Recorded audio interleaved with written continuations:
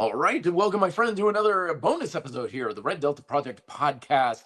I am here joined by my good friend, mentor, and coach, Danny Kavadlo. He's got a brand new program out, 50 years young, the 12-week program, Gain Muscle and Lose Fat, middle age or any age. And this is definitely something that is much needed these days. I was just talking in the gym to a friend of mine, and he was asking me, he's like, Matt, how many older individuals do you train? And I was like, sadly, it's kind of our demographic, folks who are maybe in their 30s. I'm 47 right now, and I'm one of the older people there at the gym. And he's like, that's a shame. I'm like, I know, because if there's ever a fountain of youth, it is strength training and having a healthy lifestyle. And few people know this better than Danny Kavadlo. I mean, just look at the guy. He looks like he does not age, not just in his face, but physiologically. I'm sure he's one of those individuals who probably still even gets carded.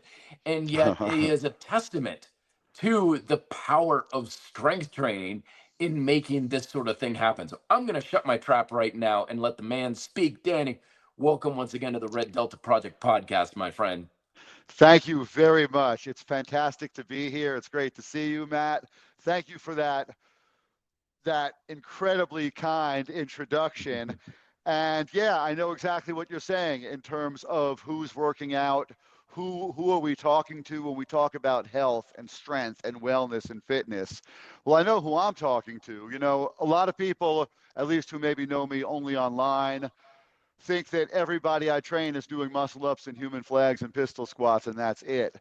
But in reality, most of the time, I'm not teaching a certification somewhere. Most of the time, I'm not publishing a new book or doing a podcast like this one. I love doing this stuff. But most of the time, my day to day is I'm waking up really early and I'm meeting with people one-on-one and I'm doing personal training. And a lot of people might not know this, but most of the people that I train are over 50 or over 60. And it really is a demographic that in the past we really looked at as being old, whatever the heck that means, or being different than we look at this generation now. And this last summer, I turned 50. And I remember when I turned 40, I wrote an article for bodybuilding.com. And because when I turned 40, instantly all the marketing started coming to me. It was like it was on a preloaded clock. Just talking about aging and deteriorating and diseases and unwellness and things that might happen if you don't take care of yourself.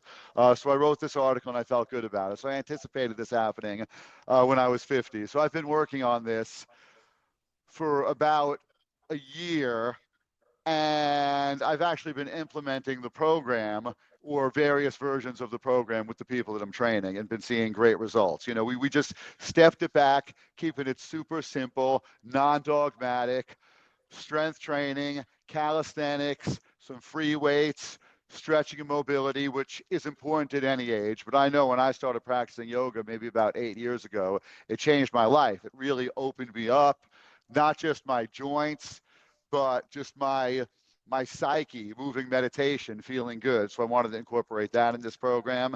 And again, getting old, it's a state of mind. The aging process, it's just the people not taking care of themselves for a long time, and that takes a long time. So sorry for the tangents and the rants, but it just we don't have to deteriorate. I opened the book talking about Wilford Brimley was 50 when he shot Cocoon, and that's crazy. And with social media, you see all these memes. It's like Wilford Brimley was this age, or Danny Glover was this age, or the Traveling Wilburys, Tom Petty was 35 when they did this. And age is just different now. We can age and become better and become stronger and just become better versions of ourselves. That's why I had to write this friggin' thing.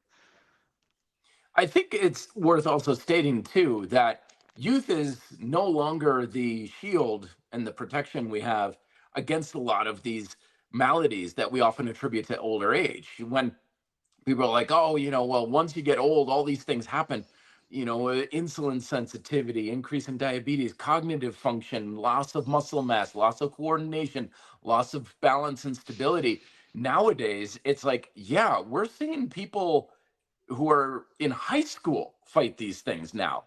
And it's so much more of a testament to the fact that it's not so much about just the passage of time and the fact that the body's getting older. It's the lack of activity, it's the lack of taking care of ourselves that's a much bigger influence on these situations. So, yes, it's important to maintain these things, of course, as we get older, but it's certainly not like, well, I'm 20 years old. What do I need to do this for? I still have another 15, 20 years until my body starts to deteriorate. The human body, one of the great things about the human body is that it can always adapt to its circumstances. We never are in a Mm-hmm. static state. So we can Yeah. always get stronger. We can always build muscle. But Yeah. unfortunately, it goes the opposite way too. We can always get weaker. We can always have to face the threat of all the physical detriments that we often attributed with age are now coming down the ranks. And it used to be, well, that happened to people in their 80s, then 70s, 60s, 50s. Now it's like, yeah, people in the 30s are starting to have, issues with hormones, and people in their mid 30s are on testosterone replacement therapy. It's like, how is it so bad that young? And this is why. There's a lot you just said. It's interesting actually, because it's two things that are happening simultaneously that aren't the same thing, but they are related. I feel like I'm from Generation X. I was born in 1974. I feel like we were the last generation to grow up with no internet. Like there's a lot of cool things. Kids my age were 15 years old going out to nightclubs till like 4 a.m. and there was no cell phones. It was a crazy time to be alive. So I feel like the people that are 50 right now, that are 60 right now, we have a certain resilience, and we don't want to go out like 50, 60-year-olds did when we were kids. Yet at the same time, these ailments, these maladies, these negative conditions that used to be reserved for people of a higher age, like you just said, are happening in younger and younger people. And that's a whole other situation. That's a terrifying situation. That's the health crisis in America. Um, we have this childhood obesity, childhood sickness. I think they just approved Ozempic, or they're going to approve it for kids. And the problem is the garbage they're eating and the lack of activity, and of course stuff like that. Yeah, there are children who are getting psoriasis of the liver who never had alcohol in their life. They're getting it from sugar. It's really absolutely horrendous. You said diabetes. It used to be called adult onset diabetes. They changed it to type 2 diabetes because so many kids were getting it, they couldn't call it adult onset diabetes. So right now, the crisis with kids is a whole other thing. Thank God my generation came up in a time where this trash didn't exist. The stuff that, if you're a baby born right now, that is just in the food and in the food supply, it didn't exist when we were kids. And I know people are quick to say, oh, wait, we had McDonald's or whatever trash when we were kids. And we did. And even shitty McDonald's wasn't as bad when we were kids as it is now.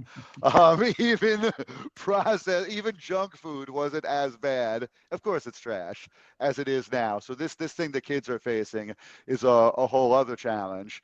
Um, yeah, the struggle is real at any age. I guess that's one thing. I call the book the subtitle At Middle Age or Any Age, and it really is at any age. And the truth is, we all need to take care of ourselves. We all need to put good things in our body. We all need to use our bodies. We need wellness, mentally, physically, and a lot of that manifests from getting movement. We're less and less and less mobile as a society. We sit a lot, we're on screens a lot. We need to get up and get outside and exercise, and that's just the way it goes, 100% at any age. But I did want to say one more thing. It's totally true that we can progress and gain strength and keep training into 50, into 60, and getting stronger. That being said, I don't want to just say, okay, yeah, keep doing it, you're going to get better and better. There is some stuff that does deteriorate with age. I think, I don't see quite as well, I don't hear quite as well, hence the big headphones that isolate everything else. Um, your joints take a bit more of a beating. The longer you're around, the more muscle ups you've done, the more curls you've done, the more those elbow joints have taken a beating. So I'm definitely more mindful if I feel an ache or I feel a pain. Whereas maybe 10 or 20 years ago, I'd be more likely to just, I'm going to work through it. Now I'm going to say, hey, you know what? Let me wrap that up for now. Let me move on to something else for now. Uh, Right, eyes, ears, joints, metabolism. The metabolism is definitely slower at age 50 than my son is 18. He could eat a pepperoni pizza at midnight and wake up with a six pack. I got to cut it off about 6 p.m. You know, not eat again till about 12 or 2 the next day. But uh, aside from certain things that, yes, they're unavoidable, you can absolutely train and continue to gain muscle and strength and remain lean. And it's all related. It's all the same stuff.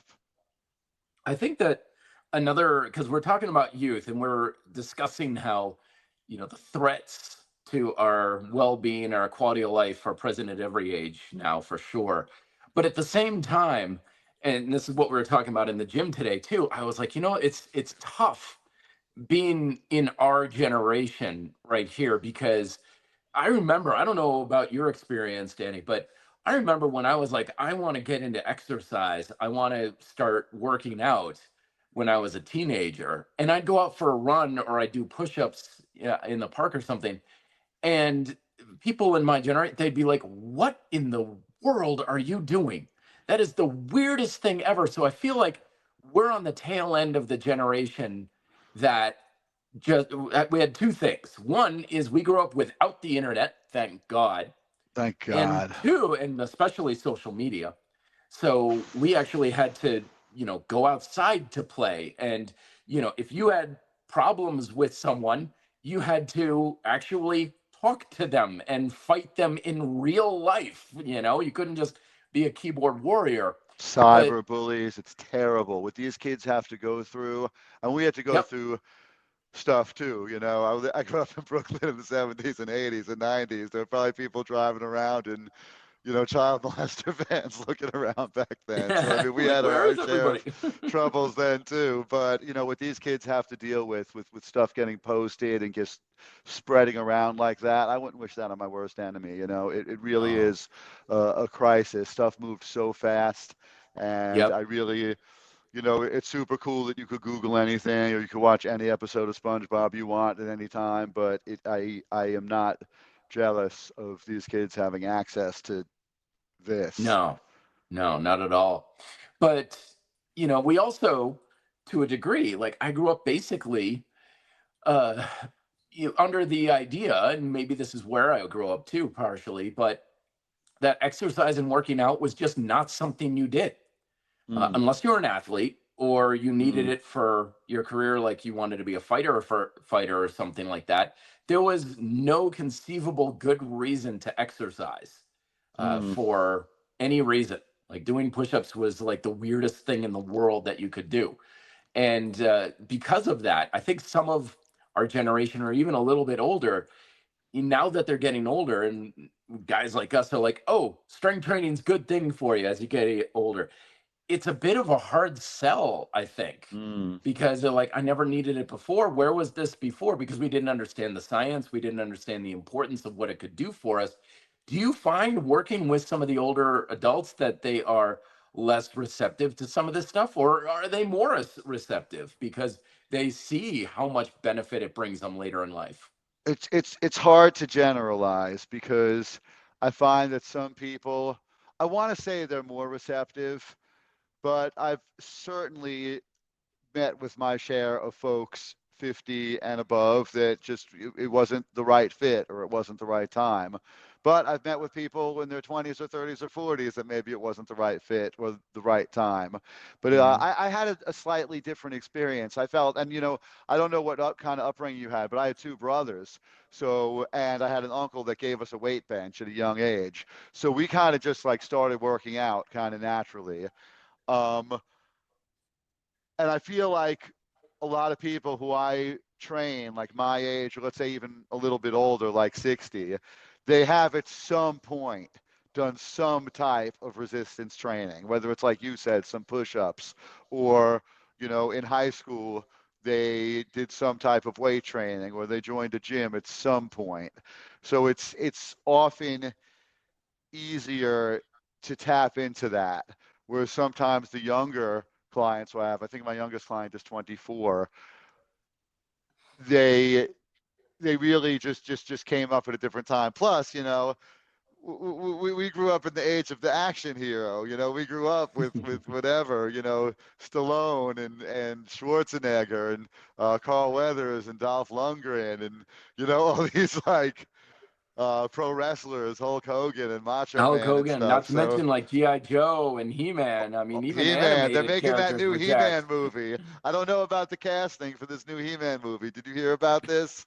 No, I think I saw something about a Thundercats movie the other day. I don't know if I don't that's true know. or just AI stuff, They've but been saying that for many years. Yeah, they've been hinting at that Thundercats thing and fan fiction and stuff, but they really are making a He-Man movie. And oh I boy. was just ranting about this the other day. They're having Jared Leto, who is in everything. He's going to play Skeletor, and Okay. like, first of all, Skeletor is fucking jacked. Even though he's a skeleton, he's jacked. Like, I what they know. need to do The is one they need part to that's not get, jacked is his face. yeah, right. And the guy who's playing He-Man, I looked up who he is. He's not jacked. They need to get somebody who's super jacked, like like a younger Zac Efron. Someone who's willing to do that to himself. I'm sure Anyway, I they'll do the digress. 300 treatment. They'll I get him know, but on it's some like CGI and everything and just it's make got to it be a work. tribute to the era, like at Yeah, this point, if you're going to make a He-Man movie now, it has to, and there's the technology and there's the film. They just need like a big fucking roided out motherfucker to play He-Man and Skeletor. Um, yeah, but yeah. They're anyway, they're yeah. not gonna pay money to go to the movies and see 150 pound, No way. Jared He-Man. Leto, yeah, I want to see his face get bashed in like Fight Club. That's what I want to see when it comes to Jared Leto. But again, so people of our generation, like there really are these images of masculinity, of strength, um, in a positive way. So I do think that that's easy to get to resonate with people. Like, I'll mention Rocky. I'll be cheesy. I'll be corny like that. I'll put on the Rocky music, if I have to make some type of playlist. Oh man, it's interesting how it's so different from one generation to the next. How fitness is such a cultural thing. Like Yeah. it's so different for us than it is for younger youth. We're talking to a. I know we keep coming back to kids on this Yeah, it's fine. conversation, One but thing I realize about being 50 is I'm 50. So half the yeah, stuff that comes out of my mouth is like, hey, when I was young, it was like this. Now it's like hmm that. I'm 50. Hey, what are you going to do about it? It's like that's just how it goes. I find yeah, myself saying, "Oh, music was this, now it's that," and then I'm like, "Oh yeah, I'm 50. Of course, I feel this way." yeah. So, Kids what these are you gonna days, I do? tell you. You know? But there was this kid in Taekwondo a while ago, and he's like, "Oh, my legs are so tired and everything." And I was like, "Oh yeah, we soccer practice or something like that." He's like, "No," he's like, "It so sucks. Like in gym class, we're learning how to lift weights Mm. in gym class," and I Well, was that's like, great. "And this kid's like 13." I was like, "You're learning how to lift weights in gym class?" It's like, "Yeah, we've got this gym now, and we've got all this equipment Hmm. and everything, and now they're making us learn how to lift weights and stuff." I'm like, dude, you have no idea the blue ribbon pass that has just been handed to you. When I was Hmm. in high school, I didn't even know we had a weight room until I was a junior. And it was like some locked up closet in the middle of nowhere that's why I didn't even know it existed for 2 years. And then when Hmm. I went and said, "Hey, can I maybe go work out in the gym?" They were like, "No, no, you're not allowed in that gym. Don't use it. It's only for Yeah. varsity players or whatever." And even then, they never used it. And so it was hard for me to get access to anything of strength training nature. Now this kid's basically getting it for gym credit. I Yeah. was like, you have no idea how good, like, I would It's have really given my right lucky. arm for that when I was your age. Yeah. I mean, But first of all, that's yeah. awesome that the school is doing that. That's cool as hell. hmm Second of all, it's like, again, at the risk of sounding like somebody who's 50, um, I feel like there's, some kids who are in between that are maybe just generationally a little bit softer. And I think it's Mhm. turning around. Uh, as I like to say, I'm 50, and then I'm feeling like the millennial generation, like 35-ish, peak millennial. They're a little softer, I think. And then I feel like my son's generation, Gen Z or whatever, he's 18. I feel like they remind me of us. They're pretty cool. And Good. going back to the kids and stuff, it's like I know for me, I'm a pretty hippy dippy, loosey goosey dad, but there's certain stuff that's non negotiable. And I was just having a conversation with somebody the other day. Uh, the kid working out or doing some type of exercise. It doesn't have to be organized, disciplined, but that's non-negotiable. Like kids got to do it. When my son was a little kid, he was in like little kid karate when he was like 4, 5, 6, and then he was doing kids parkour. Like he wasn't doing like an organized sport. Now he boxes. He does a lot of things. But exercise is mandatory. It has to be. Um, Otherwise, I mean, it shouldn't be a controversial thing to even say. Like you want to be well, you want to be sound. It's like reading books should be mandatory. Like exercise should be mandatory too. Like that. Like mental health treatment and wellness should be mandatory. These are things. There's a certain degree of care. So it's a shame if this kid, maybe he's going through a thing. Maybe he'll learn Well, to appreciate it. I hope he try to set does. him a little straight. He was also a little young too. Yeah, I and remember different when, kids take to different things too. yeah, That's a fact. Different kids are going to take to yeah. different things too. Well, yeah. I mean, he was there, in Taekwondo class, so he could Yeah, be like, yeah, I don't like the weights. I don't want to do the weights very much. I was like, okay, it may feel a bit differently when your hormones really start kicking in. right, Um, right. Well, there's a certain need, right? I mean, there's a certain yeah, thing, like your body goes through changes when you're a kid, and you yeah, need to work out. I mean, this hmm you have to. You'll be a better person for it. You won't just be stronger. You won't just be more fit. You'll actually be a better person for it, and that's a yeah, fact. I'll yeah. tell you a funny story about weight training in high school. I'll say it real quick. In my Sure. high school, you did have weight training. You can opt out of like regular gym and do certain things. And they had this weight room. And I went to high school. I went to Midwood High School in Brooklyn, New York. And for 1 year, I was younger than he, but I went to high school with Webster, Emmanuel Lewis. And he was Ah. already super famous at that point. So he just transferred in. I was like a sophomore or something. And he just transferred in for his senior year and was just like super famous. And he was Webster, and all the girls were like, ah, like losing their minds when he would walk down the hall. But he had weight training too. And they got little tiny 1 and 2 pound dumbbells for Webster. And that's my high school weight training story. Now, one of the things that's interesting, because we're talking about some of the youth, how we could certainly make the argument that folks are getting softer now, and and when it comes to the aging population and stuff. And one of the things I don't think people realize, because one of the advantages now, if the trend is like, okay, kids are getting soft kind of thing, Mm-hmm. that makes it so much easier to excel relative to the peers. I had a guy one time, and I don't know what. The low standard makes it Yeah. easy to So excel. like All you right. do a set of push-ups and you're already excelling, kind of thing. Like when your peers and your social classes stuff is here, and it takes a modest amount of effort at best to excel, it's a Mm, very different story. And I don't know about you, Danny, but I'm finding that to be the case as I'm getting older. yeah. When I grew up in a generation where if you were lean, fit, and you could do push-ups, you were nobody. You were nothing because everybody could do that kind of thing. Mm, But as I'm getting older now, the attrition rate is fairly high now as we're getting older and older. So now, I'm 47, just being fit at all as we're getting yeah. older, we're like Superman. We've Yeah. got so much more of a leg up where, half of the folks Well, I know, they're like on various medications, they're well, all that's that. overweight, they can't Yeah. do a push up. They see me do a pull up, and then suddenly I'm like He-Man Hmm. in relative to it. Yeah, that's the stop taking care of yourself process, which many people confuse for the aging process.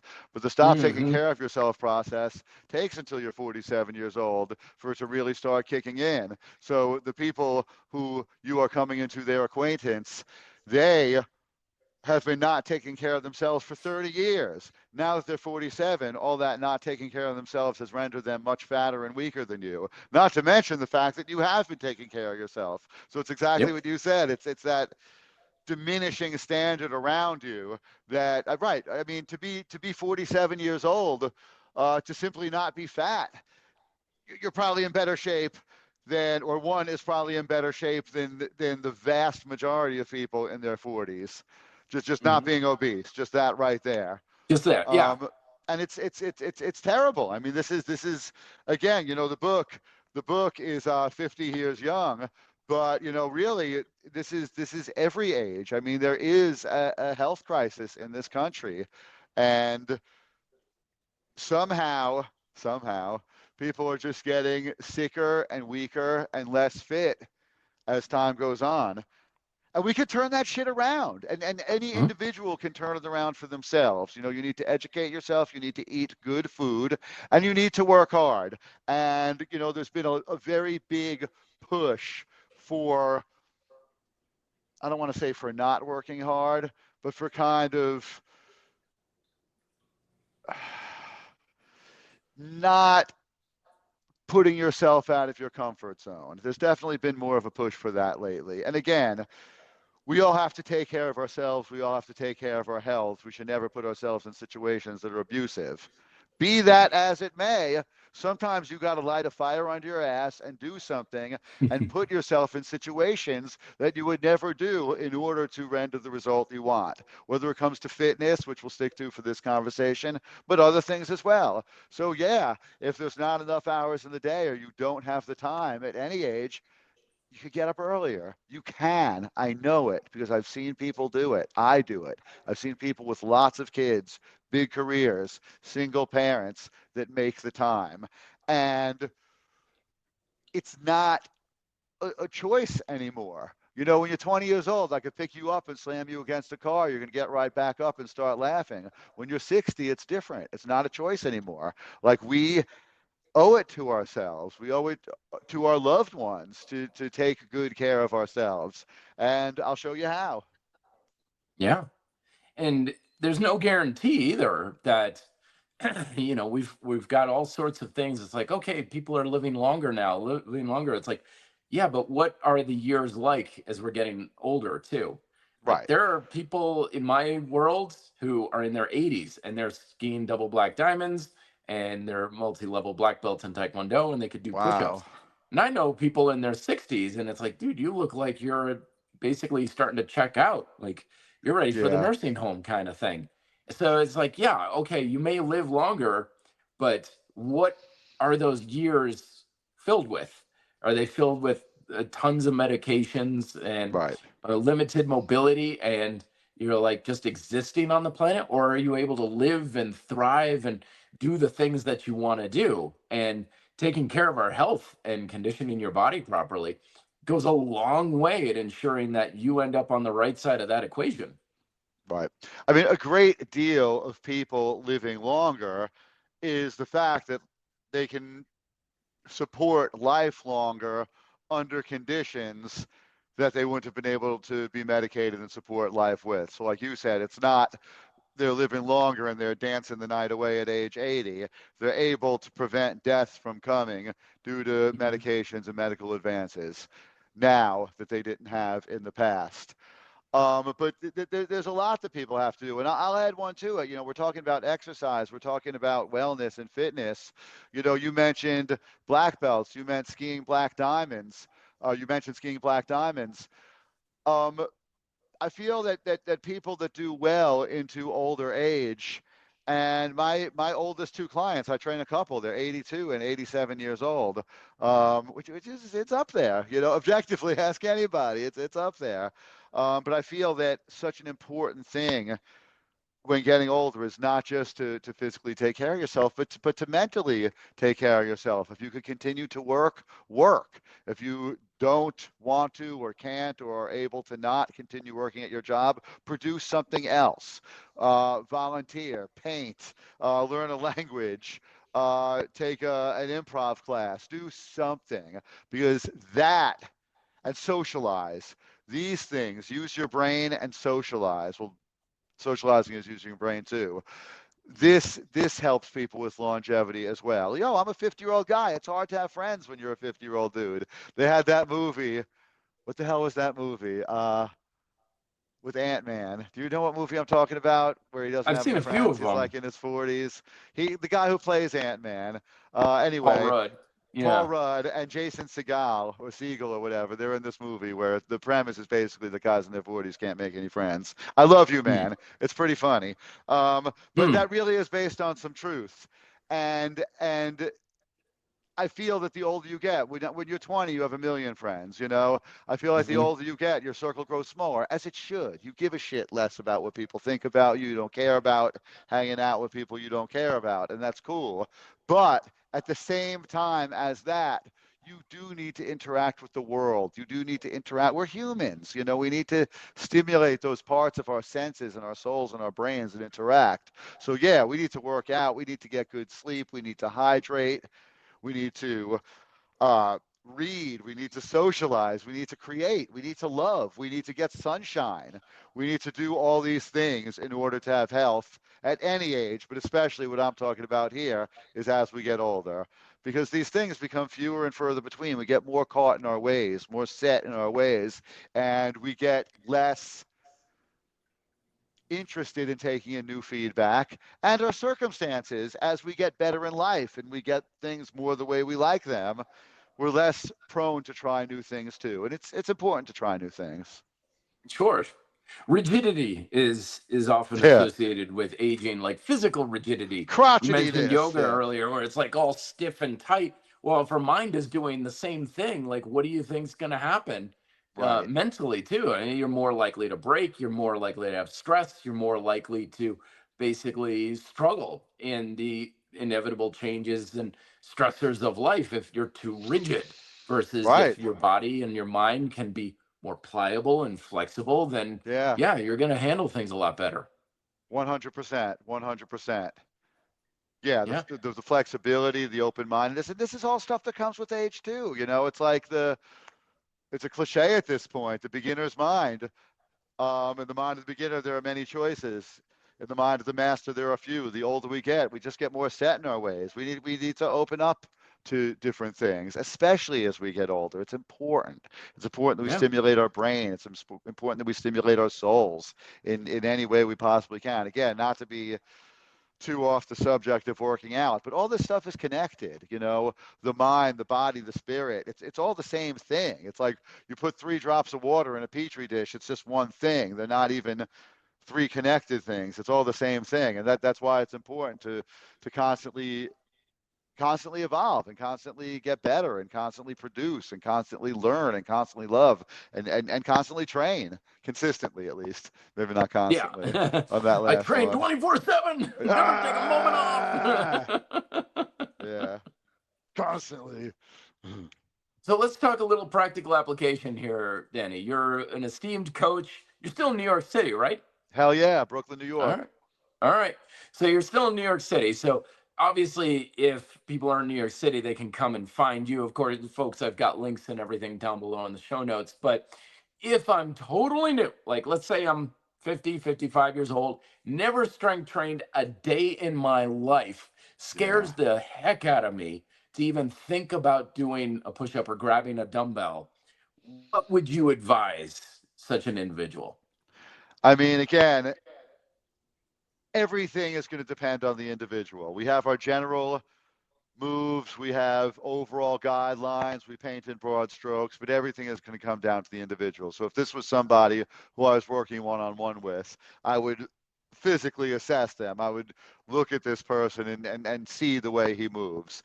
But I would, if this is, I would talk to them, of course, first. Well, when's the last time you've ever done a push-up? Oh, I've never done a push-up in my life. Okay. Well, then we're going to start at some real basic stuff. I mean, honestly, someone that deconditioned, we're just going to start moving. And as I see that it goes okay, then maybe we'll progress to certain things. I like to start people in whatever their version is of some type of low squatting position. Just get low. We can hold on to something. We can hold on to a pole. We can hold on to a TRX. We can lean into it, but just to check their mobility, just to see where they're at. And that's how you know what to do next. Okay, well, this looked all right. Let's just try doing half squats, sit down, stand up, see how they move. As far as the push up that you mentioned, okay, can they move their arms? Can they do this? Can they do that? Okay, let's try it on a nice high surface, see how it goes. Pull ups, I stay the hell away from unless I'm positive that they can at least hang from the bar like this, because you really don't want to put somebody off. And the truth is, somebody who's really deconditioned or hasn't worked out in a long time or ever, they don't belong on the bar at this time. It's just not the appropriate thing for them at this time. Very good. Yeah, I've always said, there's a lot of stuff out there about, do this program, do that exercise if you're a beginner and stuff. But you're absolutely right. It all boils down to, well, where are you starting? Yeah, It's like if you plug in a GPS or you ask for directions on how to get somewhere, the very first thing the device or even someone's going to want to know is, well, where are you? Where are yeah, you starting from? Because everything I tell you is going to depend on knowing where you are. And if I don't yeah. know where you are, I don't know what to tell you because I'm just guessing with you. Yeah, and I was starting very basic because you said, all right, somebody who can't do a push-up, that's intimidating, whatever. Well, we just have to, in a positive way, meet that person where they're at. For somebody who's more advanced than that, I would start with some basic type of squatting, some basic type of push-up, some basic type of pulling motion, whether it's a pull-up or chin-up if that's appropriate, or an Australian pull-up if that's appropriate, or a dumbbell row, or a body weight row, or just something where we're doing that opposite motion of the push-up, some type of pulling. And I'd start with basic stuff like that, some version of it.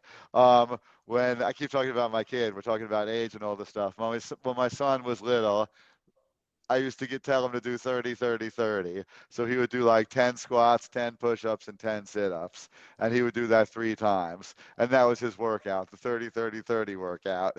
And that was something he could do. Chin-ups were not appropriate for him at that age, at that time. It was something he could just do wherever we were or whatever. So, you find something that works for the individual. That was also something that had to be short and quick. Uh, but as far as somebody older, getting them moving, if they haven't moved before, that's the most important thing. Meet them where they're at, celebrate the accomplishments. And look, if you're 50 years old, you never worked out before, the fact that you called me, the fact that you picked up the book, the fact that you're Googling exercise descriptions, the fact that you're watching Matt's podcast, that needs to be celebrated because it's really, I mean, with everything I was just saying about taking a sculpting class or whatever, a comedy writing class or whatever, stimulating your brain, talking about getting out of your comfort zone. For someone who hasn't worked out before, for them to go from not working out to working out, that's getting out of their comfort zone. And something that I see trainers do that I really don't like seeing is they treat everybody, and this, some people like this, some people want this, and that's great for those people, but they treat everybody like this person is somebody who's in the gym 7 days a week, like you are or like I am. And you know what, you got to remember, there's 168 hours in the week. Maybe this person you're working out with for this 1 hour, that's the only time they're in the gym. Or maybe if you could actually make them not hate it and not make them feel weird or bad about it, maybe they'll go a second day on their own. And if they're going that second day on their own, well, now they're working out twice as much. And now you can be more helpful in getting them results. So staying positive and being honest, letting them know, hey, brother, you got to get in here one more day. I'm a good trainer, but it's 168 hours in the week, Pop. You're with me for 1 hour. There's only so much Hmm. I can do. I need you to get in here one other day. Double our workouts. Let's get results. Let's go. Yeah, I'm good. Well, I'm not that good. I can't get you a week's worth of results in 1 hour. Right. I'm all right, man. So we're talking about strength training as we get older. Now, Yes. what are some of the changes that you've noticed that you've been training better as you've gotten older? Not saying that, oh, as you get to 50, this is how you should train and everything, but just what are some of the insights that you've learned about strength training as you've started to cross into that 50-year mark? Just certain things. I would say my technique, which I pride myself in always, I'm more concerned about having it spot on now. I'm more concerned about slowing my repetitions down and really, really dialing in that technique. Not so much that I'm scared of injury, but I just want to treat my joints as well as I possibly can. So by that same token, I'm more quick to listen to my body. I'm more quick to allow recovery. By that same token, I'm pursuing less PRs. I'm probably doing less repeated big flamboyant exercises than I did maybe 20 years ago. I'm not going to spend 90 minutes in the backyard doing muscle ups at this time. I'll do a couple, I'll back up, I'll make sure I don't lose it. But for the most part, that's not the priority in my training. I'm doing more basic set and rep type things. And one thing that I'm really into these days, it kind of taps into what I was saying before about slowing the tempo down and really dialing the technique in, is I kind of been obsessing with the middle, so to speak, a lot lately. In other words, what I mean is, I'm just gonna say a press because that's gonna make the most sense visually. We sometimes think of these exercises are coming down, coming up, bring it down, bring it up, and really, I've been trying to especially on the way down, just really not worry about where it starts or where it stops, but take it slow, take it control, really mind the muscle connection, mind the mind and muscle connection as best as possible, and really just obsess with the middle of every repetition and of every set. And I've been maybe even in my sets, I'm not going to say going to failure every time, but going a rep or two short of failure without fucking up the technique at all. That's what I'm trying to do these times. I'm just trying to get the most legit strength out of every rep that I do. So I'm more concerned about my joints now. I'm more concerned about my recovery now, and my time is more valuable. I want to have more designated time when I'm in the gym, like know what I'm doing and have a little bit more of a plan. Sure. Yeah, that makes a lot of sense. I mean, there's something to be said for being playful and creative in your workouts and Which stuff. I But at the same love. time, you got to know what you're doing when you walk in. You can't just be like, well, I don't know, let's just see whatever's free kind of thing. And when You talking need a about plan. making a transformation program, it's even more important. I find that, especially if I'm talking to people who want to start working out again or haven't worked out in a long time or are just starting at 50 years old, um, especially at that point, it's important to have a plan. Yep. The going by vibe and stuff. When you're working out frequently and you're really comfortable on the bars or in the gym, that does work. But when you're getting started in a program where you want to just get consistent with certain things, having the plan, having the program is very helpful. Yeah, absolutely. And that's what I like about what you put into this book is it is not flailing around with 90 minutes of muscle ups and things like that. It is a very fundamental and direct way for Yes. training the body at any age, as you mentioned, but especially to get older, because there's a lot of stuff out there that's fancy. And you see on social media, it's like, oh, look at this crazy thing and look at that crazy thing. And yours is as straightforward as it can get. The And best that's the important trainers, thing. yeah. The best trainers are not on social media. The best trainers are training people. The people that are Yep. doing social media are on social media. I'm not knocking that. Doing social media is a viable trade. It's a viable gig. Whatever, influencer, whatever it is, TikToker, whatever.